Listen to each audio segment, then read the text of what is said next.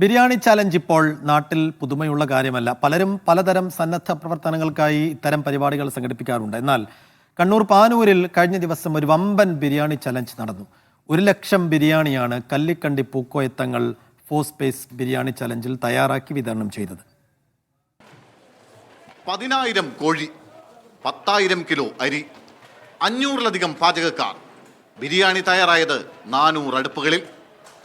കല്ലിക്കണ്ടി മണിമുട്ടിക്കുന്നിൽ സ്ഥാപിക്കുന്ന പാക്കഞ്ഞി കുഞ്ഞബ്ദുള്ള ഹാജി മെമ്മോറിയൽ സ്റ്റിംസ് വില്ലേജിന്റെ പ്രവർത്തനങ്ങൾക്ക് പണം കണ്ടെത്തുന്നതിനായിരുന്നു ഈ വമ്പൻ ബിരിയാണി ചലഞ്ച്.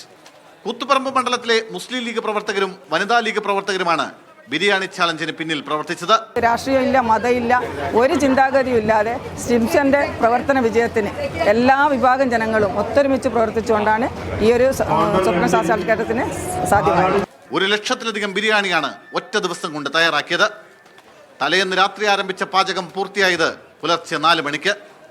രാവിലെ 7-ന് തുടങ്ങിയ ബിരിയാണി വിതരണം 12 മണിയോടെ പൂർത്തിയാക്കി.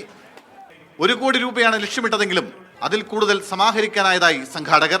ലക്ഷ്യത്തിലേക്കും കൂടുതലേക്ക് കാര്യങ്ങൾ മുന്നോട്ട് കൊണ്ടുപോയിരിക്കുകയാണ്. ഇന്നലെ തന്നെ രാത്രി ഒരു 2:30 മണിയോടെ ഒരു ഫാമിലി നമ്മുടെ ഇവിടത്തേക്ക് കടന്നു വരികയും 1,00,000 രൂപ സംഭാവന ചെയ്തുകൊണ്ട് തിരിച്ചു പോകുന്ന ഒരവസ്ഥ വരെ ഉണ്ടായിട്ടുണ്ട്. അങ്ങനെ ജനങ്ങളുടെ ഭാഗത്തുനിന്ന് നല്ല സഹകരണം, വളരെ നല്ല രൂപത്തിൽ കാര്യങ്ങൾ മുന്നോട്ട് കൊണ്ടുപോകും.